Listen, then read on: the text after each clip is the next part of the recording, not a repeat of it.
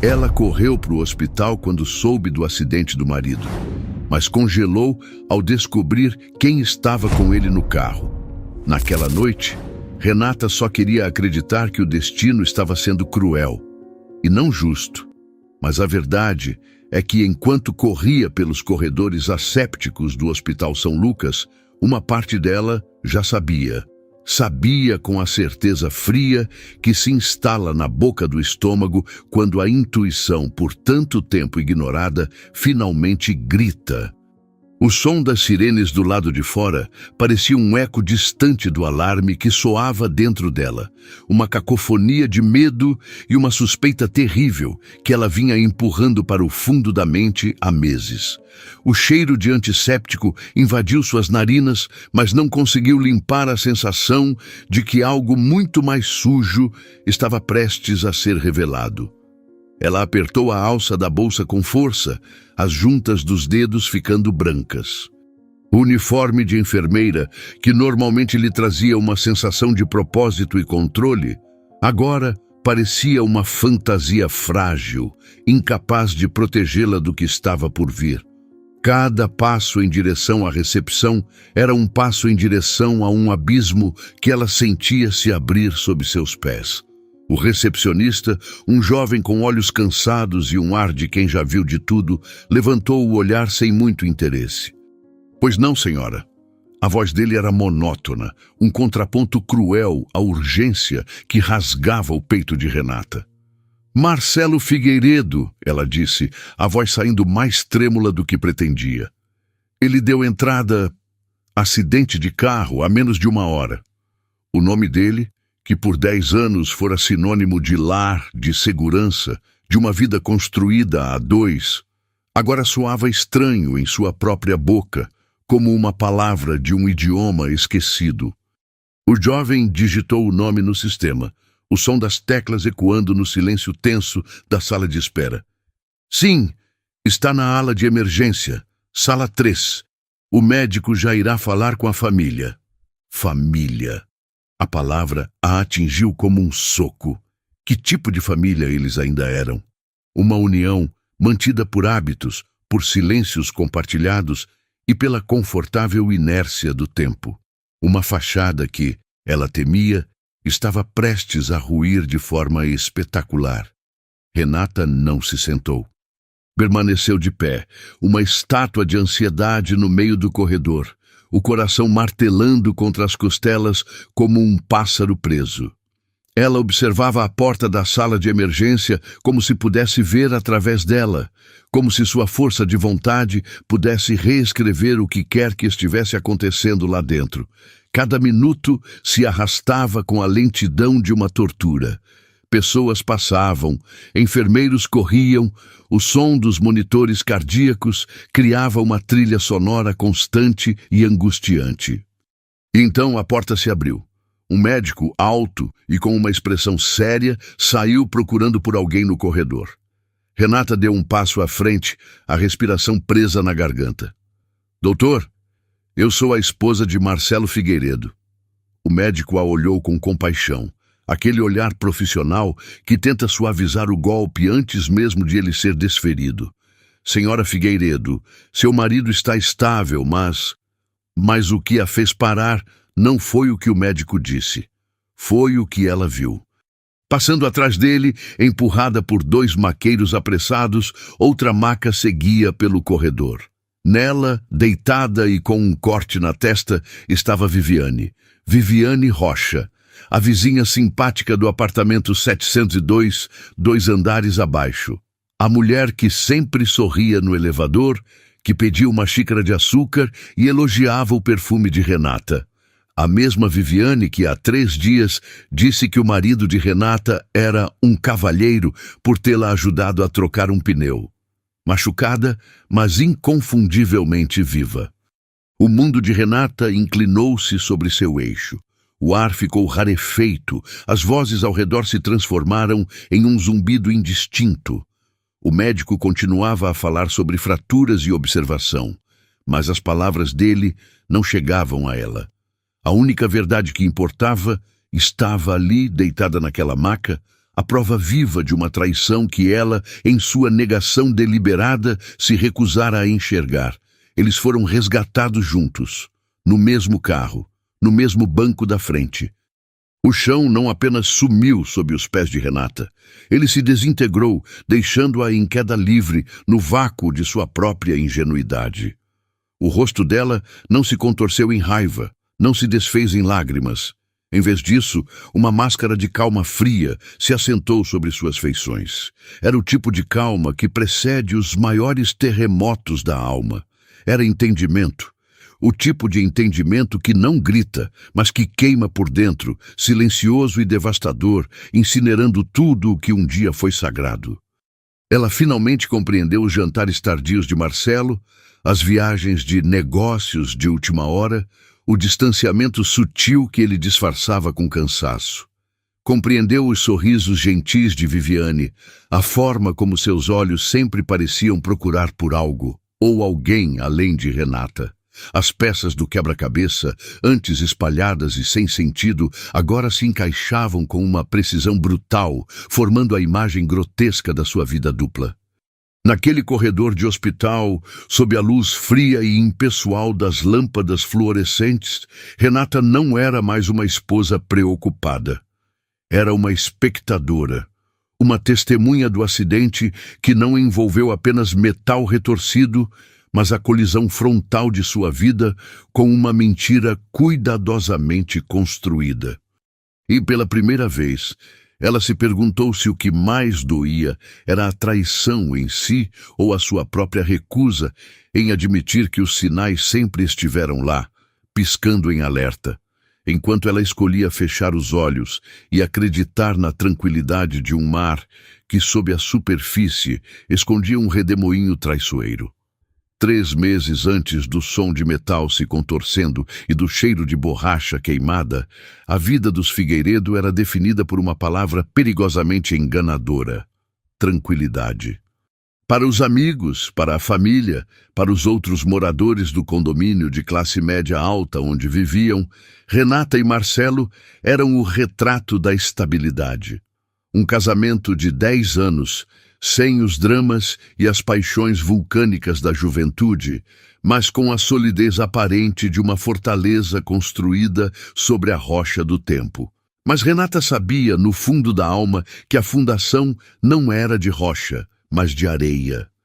Uma areia fina e movediça que cedia lentamente, grão a grão, a cada jantar consumido em silêncio, a cada boa noite dito sem um beijo, a cada olhar que se desviava rápido demais. A tranquilidade deles não era paz, era a ausência de conflito, o vazio deixado por uma guerra que nenhum dos dois teve a coragem de declarar. Ela trabalhava como enfermeira-chefe em uma clínica particular, uma profissão que exigia dela uma dose diária de empatia, precisão e a capacidade de manter a calma sob pressão. Ironicamente, as mesmas qualidades que a tornavam exemplar em seu trabalho a paralisavam em seu casamento. Ela analisava os sintomas da sua relação com a mesma racionalidade clínica: a febre da indiferença, a hemorragia lenta da intimidade, a atrofia da comunicação. Diagnosticava a doença, mas se via incapaz de aplicar o tratamento, talvez por medo de que a cura exigisse uma amputação dolorosa. Marcelo, por sua vez, era um contador em uma firma de auditoria. Um homem de números, de planilhas, de lógica fria e controlada. Ele administrava a vida como administrava as finanças de seus clientes, com eficiência, distanciamento e uma aversão a variáveis emocionais. As horas extras no escritório tornaram-se a desculpa padrão. Um escudo impenetrável contra as tentativas cada vez mais raras de Renata de se reconectar. Estou exausto, Rê. O fechamento do trimestre está me matando, ele dizia. E a frase, repetida à exaustão, perdeu o significado para se tornar apenas um som, a trilha sonora do afastamento deles. Os jantares eram o ritual mais doloroso. Sentados à mesa de jantar de madeira maciça que haviam escolhido juntos anos antes, em um tempo em que o futuro parecia um projeto compartilhado, O único som era o tilintar dos talheres contra os pratos de porcelana. Era um silêncio denso, pesado, cheio de palavras não ditas e perguntas não feitas. Renata às vezes tentava preenchê-lo com trivialidades sobre seu dia, sobre um paciente difícil ou uma colega engraçada, mas as respostas de Marcelo eram monossilábicas, seus olhos fixos em algum ponto vago além dela. Ele não era cruel, não de forma ativa. Sua crueldade era passiva, uma negligência que corroía mais do que qualquer ofensa direta. Ele estava presente em corpo, mas sua mente, sua alma, há muito haviam se retirado para um lugar onde Renata não tinha acesso. Ela se sentia como uma astronauta flutuando no espaço, com o cabo que a ligava à nave-mãe tendo sido cortado, observando-a se afastar lenta e inexoravelmente até se tornar apenas um ponto de luz em uma imensidão escura e fria. O único elo que ainda os unia era o costume, a força gravitacional do hábito que os mantinha orbitando um ao outro, mesmo quando os planetas de suas vidas interiores já estavam a anos-luz de distância. E então havia Viviane. Viviane Rocha era como uma flor exótica e vibrante, plantada em um jardim de concreto. Ela se mudara para o prédio há cerca de 1 ano, uma mulher divorciada, sem filhos, com um sorriso que parecia permanentemente colado no rosto e uma simpatia que beirava o excesso. Ela era o oposto de Renata. Onde Renata era contida e observadora, Viviane era expansiva e performática. Seus cabelos loiros estavam sempre impecavelmente arrumados. Suas roupas eram sempre coloridas e justas. Seu perfume era sempre doce e perceptível a metros de distância. Ela aparecia nos corredores, no elevador, na garagem, sempre com uma gentileza estudada, uma frase neutra que, em retrospecto, soaria como uma provocação. Seu marido é tão educado, Renata. Sempre me ajuda com as compras. Um verdadeiro cavalheiro, ela dizia, os olhos brilhando. Ou, vi o Marcelo na garagem hoje cedo. Ele me deu uma carona até a oficina. O carro dele é tão confortável. Renata, condicionada a ver o melhor nas pessoas, apenas sorria de volta. Um sorriso educado, automático, sem jamais imaginar o tamanho e a sordidez que se escondiam por trás daquelas frases aparentemente inocentes. Ela via Viviane como uma vizinha prestativa, talvez um pouco solitária, e sentia por ela uma ponta de compaixão. Mal sabia que a compaixão deveria ser guardada para si mesma. Alguns casamentos não acabam com o estrondo de uma porta batendo. Acabam com o sussurro de gentilezas demais, vindas das pessoas erradas. A traição não se anunciava com gritos e acusações, mas se infiltrava silenciosamente, disfarçada de amizade, de cordialidade, de uma ajuda inocente no estacionamento. Marcelo, o homem que mal tinha energia para perguntar a Renata como fora seu dia, parecia ter um estoque inesgotável de cavalheirismo para a vizinha do 702.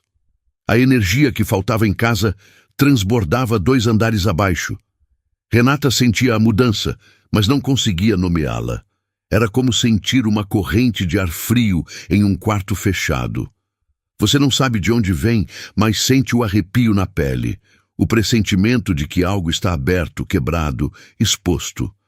Ela atribuiu a distância de Marcelo ao estresse, à crise da meia-idade, a qualquer coisa que não a obrigasse a confrontar a possibilidade mais dolorosa.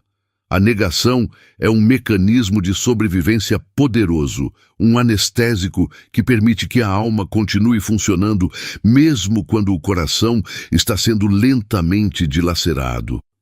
Em uma tentativa desesperada de reanimar o corpo inerte de seu casamento, Renata voltou a falar em filhos. A ideia que eles haviam discutido e adiado no início da relação ressurgiu como um último recurso, um desfibrilador para um coração que parava de bater. Marcelo, eu estava pensando... Talvez agora seja a hora, ela disse uma noite enquanto ele afrouxava a gravata, os olhos já vidrados na tela da televisão. Uma casa maior, um jardim, um bebê. Ela observou o rosto dele, procurando por um vislumbre de entusiasmo, de conexão, qualquer coisa. Mas a expressão dele permaneceu fechada, impenetrável. Não é hora, Renata, ele respondeu, a voz desprovida de qualquer emoção.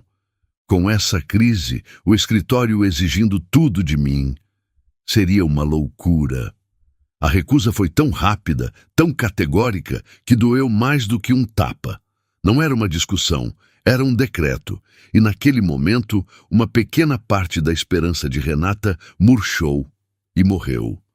Naquela época, ela ainda acreditava que o amor era como um osso quebrado que, com paciência, gesso e tempo, poderia se consertar, voltar a ser forte.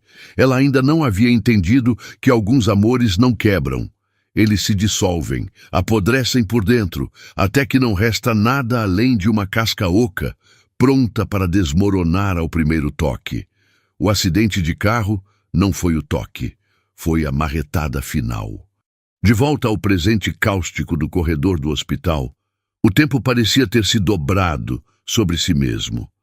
O vislumbre de Viviane sendo levada na maca, a lembrança dos sorrisos falsos e das gentilezas envenenadas, tudo se fundiu em uma única e lancinante epifania. O médico ainda estava ali, falando em um tom profissional e compassivo sobre o estado de Marcelo. Fraturas múltiplas na perna esquerda, uma concussão leve, mas ele está consciente e fora de perigo. Mas a voz dele era um ruído de fundo, a estática de um rádio antigo, enquanto a verdadeira música, uma sinfonia fúnebre, tocava dentro da cabeça de Renata. Ela a sentiu mecanicamente, os olhos vazios fixos em um ponto na parede branca. A enfermeira, dentro dela, registrava as informações clínicas. Mas a mulher, a esposa, estava em outro lugar, flutuando sobre os destroços de sua vida, observando a cena com uma clareza terrível e desapaixonada. Ela sentia uma estranha dualidade, como se seu corpo estivesse ali, firme e ereto, enquanto sua consciência se desprendia, tornando-se uma espectadora fria do seu próprio cataclismo. Senhora Figueiredo, você gostaria de vê-lo? Ele está um pouco sedado, mas pode reconhecê-la, o médico sugeriu, com a delicadeza de quem oferece um copo de água a alguém que acaba de ser sentenciado. Renata hesitou por um microsegundo. Ver Marcelo agora significaria confrontar o homem, a mentira, a traição personificada em um corpo quebrado. Significaria ter que fingir, que encenar o papel da esposa devotada e aliviada, um papel que se tornara cinzas em sua boca. Ainda não, ela respondeu, a voz surpreendentemente firme, desprovida de qualquer tremor. Eu preciso de um momento, posso aguardar aqui fora. Antes que o médico pudesse insistir, ela se virou com uma calma que não sentia e perguntou a uma enfermeira que passava. Com licença, os pertences do paciente da sala 3, Marcelo Figueiredo, onde eu posso retirá-los? A pergunta era prática, funcional, um reflexo de sua mente treinada para seguir protocolos. Mas por baixo daquela fachada de eficiência, havia uma necessidade visceral e sombria, a necessidade de provas, de confirmação, de tocar a materialidade da traição que até então fora apenas uma sensação, uma sombra. A atendente do setor de admissão, uma mulher de meia-idade com um ar de enfado burocrático, entregou-lhe uma grande sacola plástica transparente, selada com uma etiqueta de identificação. Dentro jaziam os artefatos mundanos da vida de Marcelo, agora transformados em relíquias de uma existência paralela. A carteira de couro gasta, o relógio de pulso com o vidro trincado pelo impacto, um molho de chaves e, por último, o celular. Um smartphone moderno, com a tela estilhaçada em um padrão de teia de aranha, mas ainda funcional. Renata pegou a sacola e caminhou até um canto mais isolado da sala de espera, sentando-se em uma cadeira de plástico desconfortável que parecia dura e fria como a realidade que a engolia. Suas mãos tremiam levemente enquanto ela rompia o selo e pegava o aparelho. Era o epicentro de tudo, a caixa preta que continha os registros do desastre, os segundos finais antes da colisão da mentira com a verdade. Ela o segurou, o metal frio e o vidro quebrado contra a palma da sua mão, sentindo o peso simbólico daquele objeto. Hesitou. Uma parte dela, a parte que ainda ansiava pela paz da ignorância, gritava para que ela o guardasse, para que não olhasse, para que se apegasse ao último fio de negação possível. Mas foi o próprio destino, com sua ironia cruel, que tomou a decisão por ela. Enquanto Renata encarava a tela escura, o aparelho vibrou em sua mão. Um zumbido elétrico que pareceu percorrer seu braço e atingir seu coração. A tela trincada acendeu-se, iluminando seu rosto pálido com uma luz fantasmagórica. E ali, no topo da tela de bloqueio, uma notificação de mensagem surgiu, clara e inequívoca, como um epitáfio para o seu casamento. Mensagem de Viviane. Cheguei, traz o vinho. O coração amarelo ao lado do nome era um detalhe tão banal, tão cotidiano e ainda assim tão obsceno. Era a pontuação de uma intimidade que não lhe pertencia, um símbolo alegre para a mais sombria das traições. O sangue pareceu sumir do rosto de Renata, deixando para trás um frio polar. O ar escapou de seus pulmões em um silvo silencioso. Não havia mais espaço para dúvida, para interpretação, para o benefício da dúvida que ela tantas vezes concedera a Marcelo. A prova não era mais uma suspeita, era um fato, iluminado em pixels e selado com um emoji. Com os dedos rígidos, movidos por um automatismo mórbido, ela pressionou o polegar no sensor de impressão digital. O aparelho, ainda reconhecendo a digital de Marcelo, desbloqueou-se instantaneamente, abrindo um portal para o inferno privado que ele construíra bem debaixo de seu nariz. O aplicativo de mensagens se abriu, revelando um histórico de conversas que se estendia por meses. Eram centenas, talvez milhares de mensagens.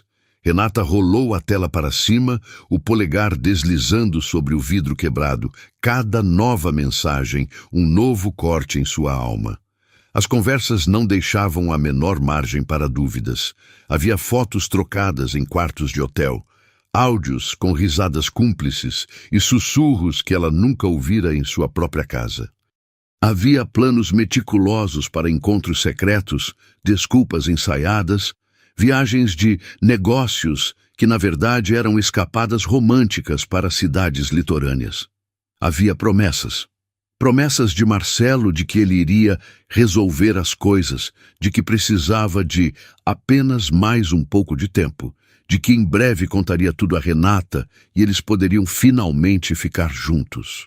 Ele a descrevia para Viviane como uma mulher frágil, dependente, quase uma irmã de quem ele precisava cuidar, pintando um retrato distorcido e humilhante da mulher forte e independente que Renata sabia ser. Ela lia tudo, absorvendo cada palavra como um veneno lento. A dor era tão intensa que transcendia as lágrimas, transformando-se em uma clareza gelada, uma fúria silenciosa que começava a se solidificar em seu peito. E então ela chegou à última troca de mensagens, enviada poucos minutos antes do horário do acidente registrado na ficha de admissão. Viviane. Ansiosa por hoje, é o nosso começo. A resposta de Marcelo, a última coisa que ele digitou antes de seu mundo colidir com o de outra pessoa em uma estrada escura, era a frase mais devastadora de todas. Hoje é o dia. Ela nunca vai saber. A mentira tem pressa, e às vezes ela bate o carro antes de chegar ao seu destino. A ironia era tão brutal, tão poética em sua crueldade, que um som estranho escapou da garganta de Renata, algo entre um soluço seco e uma risada sem humor. Ele estava errado. Ela sabia de tudo. e o universo, em sua misteriosa e terrível justiça, havia se encarregado de que ela soubesse da maneira mais espetacular e pública possível. Naquele momento, enquanto o hospital inteiro se movia em um esforço frenético para salvar a vida de Marcelo, Renata percebeu que a única coisa que ela precisava salvar era a si mesma. Sua sanidade, sua dignidade, o que quer que restasse de seu amor próprio. O casamento já estava morto há muito tempo. O acidente apenas assinara o atestado de óbito. O que se seguiu não foi o drama que as paredes daquele hospital estavam acostumadas a testemunhar. Não houve gritos rasgando o ar carregado de antisséptico. Não houve acusações atiradas como pedras, nem o choro convulsivo de uma mulher traída. O que aconteceu foi muito mais potente, muito mais assustador em sua quietude. Renata levantou-se da cadeira de plástico, o celular de Marcelo ainda em sua mão, agora um peso morto, um artefato inútil. Ela se moveu com uma graça deliberada, cada passo medido e firme, como se caminhasse sobre uma fina camada de gelo, ciente de que qualquer movimento brusco poderia fazê-la mergulhar nas águas gélidas do desespero que a aguardavam logo abaixo. A fúria, a dor, a humilhação, todas essas emoções incandescentes não se extinguiram. Em vez disso, elas se fundiram dentro dela, forjadas pela pressão em algo novo, uma resolução fria e inabalável, dura como diamante. Ela não faria um escândalo. Dar a Marcelo e Viviane o espetáculo de seu sofrimento seria a última e derradeira humilhação. Sua dor era sua, privada e sagrada em sua agonia, e ela não a transformaria em entretenimento para os corredores de um hospital. Ela encontrou o mesmo médico de antes, que agora conversava com uma enfermeira perto do posto de enfermagem. Ele a viu se aproximar e sua expressão se suavizou em uma preocupação profissional. Senhora Figueiredo, está se sentindo melhor? Seu marido está sendo transferido para um quarto no 5º andar. Ele está acordado, perguntando pela senhora. A frase, que horas antes teria sido um bálsamo, agora soava como uma piada de mau gosto. Ele estava perguntando por ela. O homem que minutos antes de quase morrer declarou que ela nunca saberia de sua vida dupla, agora a requisitava, como se ela fosse uma constante, um porto seguro garantido em seu universo de mentiras.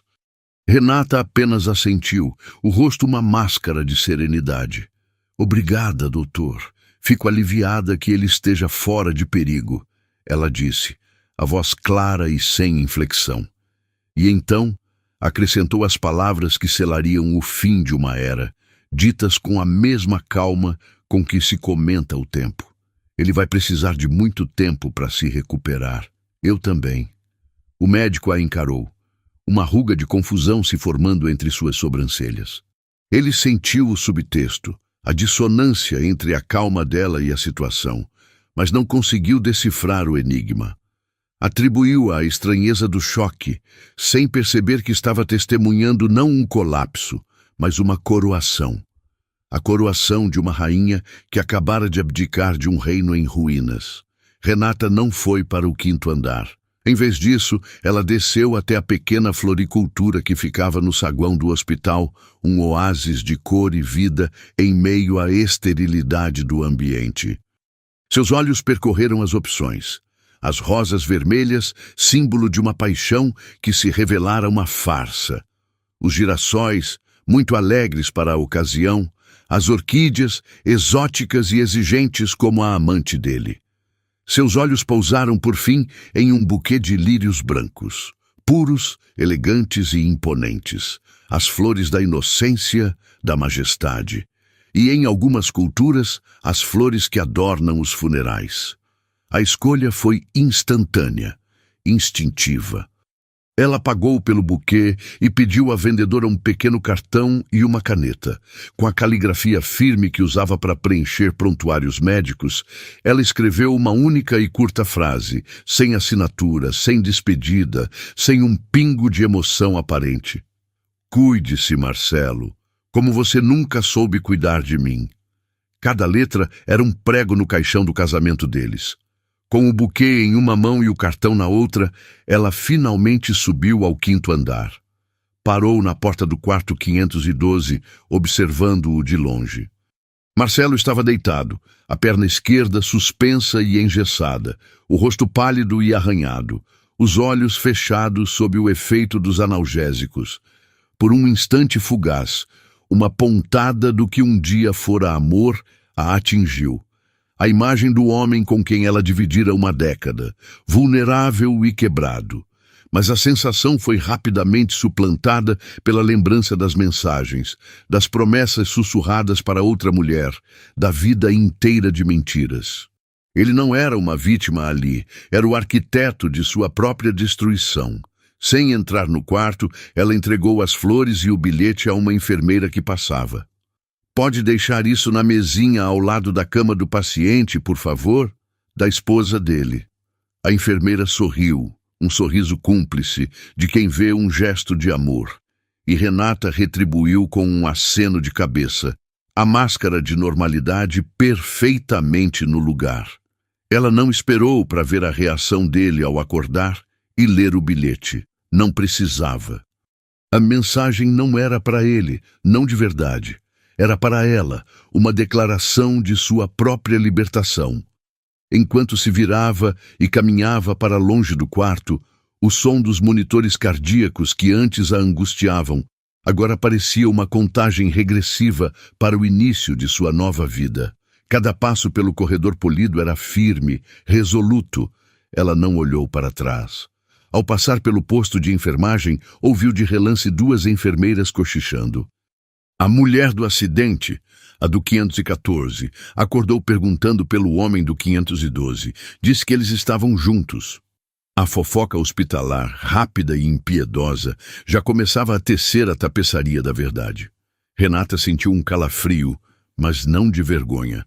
Era a confirmação de que sua decisão era a correta. O escândalo que ela se recusara a fazer aconteceria de qualquer maneira. Mas ela não estaria lá para ser a protagonista humilhada. Ela estaria longe, já no primeiro ato de sua própria história. Alguns juramentos de amor, feitos diante de um altar, acabam no mesmo lugar onde as promessas quebradas vão parar, na ala de emergência da verdade. Renata saiu pelas portas automáticas do hospital e respirou o ar frio da noite. O cheiro da cidade, uma mistura de poluição e vida, nunca lhe pareceu tão doce, tão cheio de possibilidades. Ela não era mais a senhora Figueiredo, a esposa preocupada. Ela era apenas Renata. E pela primeira vez em muito tempo, isso era mais do que suficiente. A partida de Renata do hospital não foi o fim de uma noite, mas o fim de uma vida. Nos dias que se seguiram, ela se moveu com a eficiência silenciosa de um agente secreto desmontando uma operação. Não houve anúncios dramáticos, nem telefonemas raivosos para amigos e familiares. Ela simplesmente desapareceu da vida que havia construído com Marcelo, com a sutileza de uma neblina que se dissipa ao amanhecer, deixando para trás apenas a umidade fria da ausência. Enquanto Marcelo se recuperava lentamente no quarto de hospital, alternando entre a dor física de seus ferimentos e a confusão crescente causada pelo silêncio de sua esposa, Renata orquestrava sua própria libertação. Ela contratou uma empresa de mudanças para um serviço de emergência no fim de semana, embalando 10 anos de vida em caixas de papelão com uma determinação fria e metódica. Cada objeto, os porta-retratos com sorrisos congelados no tempo, os presentes de aniversário, a louça do casamento, era um fantasma a ser exorcizado. Ela não chorou. As lágrimas pareciam um luxo, uma indulgência que ela não podia se permitir. Em vez disso, canalizou sua dor em ação, uma energia cinética que a impulsionava para a frente, impedindo-a de olhar para o abismo que se abrira atrás dela. Em menos de uma semana, o apartamento que um dia chamara de lar estava vazio, exceto pelos móveis de Marcelo, e um silêncio que gritava mais alto do que qualquer acusação. Ela se instalou em um pequeno apartamento alugado do outro lado da cidade, um espaço impessoal e anônimo que lhe oferecia o santuário de que precisava. Ao mesmo tempo, solicitou uma transferência no trabalho. A clínica onde era enfermeira-chefe estava ligada a uma rede de hospitais, e ela usou sua reputação impecável e anos de serviço para conseguir uma posição na unidade de pediatria de um hospital maior.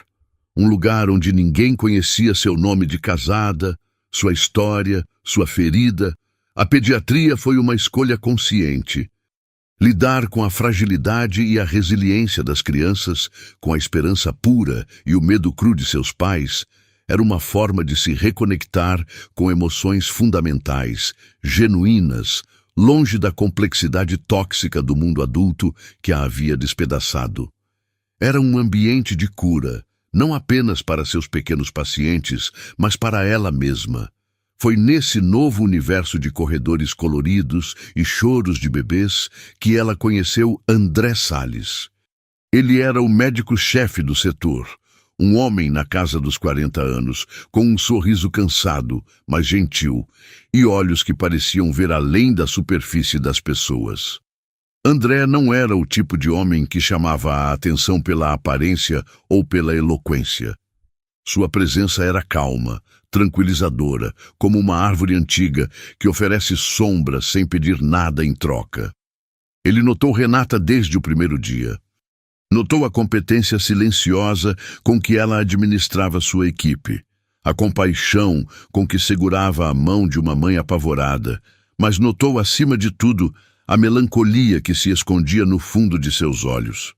Havia algo nela, uma reserva, uma tristeza antiga que o tempo ainda não havia conseguido curar. Ele não fez perguntas invasivas. Sua abordagem foi lenta, gradual, construída sobre o respeito profissional e pequenos gestos de gentileza. Um café trazido durante um plantão exaustivo, um elogio sincero a uma decisão difícil que ela tomou, uma conversa casual sobre um livro ou um filme. Eles se aproximaram devagar, como dois sobreviventes de naufrágios diferentes que se encontram em uma ilha deserta, reconhecendo um no outro a mesma linguagem da perda e da sobrevivência. Enquanto a vida de Renata começava a florescer em um novo solo, a de Marcelo se transformava em um pântano. Ele recebeu alta do hospital e voltou para um apartamento que era um mausoléu de sua vida passada. O silêncio o recebia na porta, o vazio ecoava em cada cômodo. As roupas de Renata haviam sumido do armário, seus perfumes do banheiro, sua presença da cama, que agora parecia grande e fria demais. O bilhete com os lírios brancos ainda estava na sua mesa de cabeceira, uma sentença de morte para seu casamento, escrita com uma elegância que o desarmava. E havia Viviane. Após receber alta, ela desapareceu. A verdade sobre o acidente e a natureza de seu relacionamento com Marcelo se espalhou pelo condomínio com a velocidade de um incêndio. As gentilezas forçadas dos vizinhos se transformaram em olhares de reprovação, os sorrisos em sussurros maldosos nos corredores. Viviane, incapaz de suportar o ostracismo e a vergonha de ser a outra em uma história que terminara em desastre, simplesmente fez as malas e sumiu da cidade, deixando Marcelo para trás para arcar sozinho com as consequências sociais de seus atos. Ele, que sempre fora o homem controlado, o contador respeitado, tornou-se o adúltero do 902, o homem de quem todos desviavam o olhar no elevador. A solidão era um castigo muito mais cruel do que qualquer confronto. Marcelo tentou ligar para Renata dezenas, centenas de vezes. As chamadas iam direto para a caixa postal. Ele enviou e-mails longos e desesperados, uma mistura de pedidos de desculpas, justificativas e súplicas, mas eles permaneciam sem resposta, perdidos em um abismo digital. Ele não sabia onde ela morava, onde trabalhava. Ela havia se apagado de sua vida com a precisão de um cirurgião excisando um tumor. Meses se passaram. A perna de Marcelo sarou, mas a ferida em seu ego e em sua vida social infeccionou. Ele perdeu o controle, a compostura, a fachada de homem bem-sucedido que tanto se esforçara para manter. Um dia, movido por um desespero que beirava a loucura, ele descobriu, através de um antigo colega em comum, onde Renata estava trabalhando.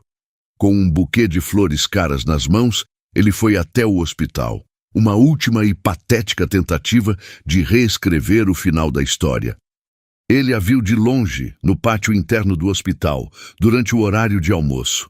Ela estava rindo, uma risada genuína, leve, que ele não ouvia há anos. Ela não estava sozinha. Ao seu lado estava André Salles. Eles não estavam se tocando, não havia nada abertamente romântico, mas a intimidade entre eles era palpável na forma como conversavam, na maneira como os olhos dela brilhavam ao ouvi-lo. Foi então que André disse algo e estendeu a mão, convidando-a para irem almoçar. Renata sorriu, um sorriso que iluminou todo o seu rosto, e aceitou. Naquele exato momento, Marcelo, parado do outro lado do pátio com suas flores inúteis, entendeu. Ele não a havia perdido para aquele homem. Ele a havia perdido muito antes, em cada noite silenciosa, em cada mentira sussurrada, em cada momento em que ele a fez sentir-se invisível. Aquele médico não era a causa de seu fim, era a consequência de suas escolhas. Observando-a se afastar, a silhueta dela desaparecendo ao lado de outro homem, Marcelo sentiu o peso esmagador de sua perda. Ele não perdeu apenas uma esposa. Ele perdeu a paz dela, a luz dela, a parte de si mesmo que só existia quando refletida nos olhos dela. E essa era uma perda da qual ele nunca, jamais se recuperaria. O tempo, que antes fora um inimigo, um contador regressivo para a implosão de sua vida, tornou-se o maior aliado de Renata. Ele não curou a ferida. Feridas como aquela nunca cicatrizam por completo, mas a ensinou a conviver com a marca, a transformá-la não em um símbolo de dor, mas em um mapa de sua própria força. Passaram-se 2 anos desde a noite em que ela correu para o hospital, esperando encontrar um marido ferido, e em vez disso, encontrou a si mesma. A vida que ela construiu desde então não era uma continuação da anterior, mas uma existência inteiramente nova, plantada em um solo diferente, nutrida por uma luz diferente. A relação com André floresceu com a beleza serena das coisas que não são apressadas. Não era a paixão febril e possessiva que ela confundira com amor em sua juventude, mas algo muito mais profundo, uma parceria baseada em admiração mútua, em silêncios confortáveis e na alegria simples de compartilhar o peso e a leveza da vida. Ele amava a mulher que ela era, não a ideia de quem ela deveria ser. Amava sua força, que ele via não em grandes gestos, mas na calma com que ela enfrentava o caos diário da pediatria, e amava sua vulnerabilidade, que ela revelava não em lágrimas, mas em momentos raros em que seu olhar se perdia no horizonte, revisitando um passado que ele nunca a pressionou para nomear. A conclusão desta jornada não se desenrola em um cenário dramático, mas na mais sublime das banalidades. Uma tarde de outono, o céu pintado em tons de laranja e violeta. Renata e André caminham de mãos dadas por um parque, as folhas secas estalando sob seus pés. Não há uma conversa importante, apenas a presença um do outro. Em um determinado momento, eles param perto de um lago, onde algumas crianças jogam pão para os patos. Uma menina, de não mais de 5 anos, tropeça e cai, começando a chorar mais pelo susto do que pela dor. Antes que André, o pediatra, pudesse reagir, Renata se aproxima com a calma que se tornara sua assinatura. Ela não a levanta. Ajoelha-se ao seu lado, ficando no mesmo nível, e diz em voz baixa: "Que susto, não é? O chão às vezes nos surpreende." A menina, entre soluços, assente. Renata continua: "Sabe o que a gente faz quando o chão nos derruba? A gente respira fundo, assim, e depois usa toda a nossa força para levantar de novo, um pouquinho mais forte do que antes." Ela ajuda a menina a se levantar, limpa a poeira de seus joelhos e, com um sorriso, a envia de volta para seus pais. André observa a cena, e o amor em seus olhos é uma declaração mais poderosa do que qualquer poema. Ele não viu uma enfermeira ou sua parceira. Ele viu a essência de Renata, a mulher que transformou a própria queda na sabedoria para ensinar os outros a se levantarem. O sol dourado do entardecer banha o rosto de Renata enquanto eles retomam a caminhada. Ela não parece mais jovem, nem livre de preocupações. Pelo contrário, há em seu rosto as linhas finas da experiência, a profundidade de quem conheceu a dor de perto. Mas há, acima de tudo, uma paz inabalável. Uma serenidade que não vem da ausência de problemas, mas da certeza de que ela é capaz de enfrentá-los. Ela não é mais uma vítima da história de outra pessoa, é a autora soberana da sua. Em outro ponto da cidade, em seu apartamento impecavelmente limpo, mas estéril como um quarto de hotel, Marcelo olha pela janela, observando o mesmo pôr do sol. Ele se reergueu financeiramente, mudou de emprego, mas sua alma permanece em escombros. Seu celular vibra. É um alerta de calendário que ele, em algum ato de masoquismo ou esquecimento, nunca apagou. Aniversário de casamento, 13 anos. Um sorriso amargo e vazio toca seus lábios. Ele não sente raiva, nem mesmo tristeza. Sente apenas o peso fantasma de uma vida que poderia ter sido, uma felicidade que ele segurou nas mãos e deixou escorrer por entre os dedos por pura negligência. Ele não perdeu Renata para um acidente ou para outro homem. Ele a perdeu para si mesmo. Ela correu para aquele hospital, achando que o amor de sua vida tinha morrido em um acidente. Mas, naquela noite, sob as luzes frias da verdade, ela descobriu que o que morreu foi a ilusão. E, às vezes, a morte de uma bela mentira não é uma tragédia. É o nascimento de uma vida inteira de verdade. O que você achou desta história? De 0 a 10, que nota você daria? Inscreva-se no canal e clique no sino para receber todas as nossas histórias. E clique aqui para assistir mais uma história surpreendente. Obrigado e até a próxima.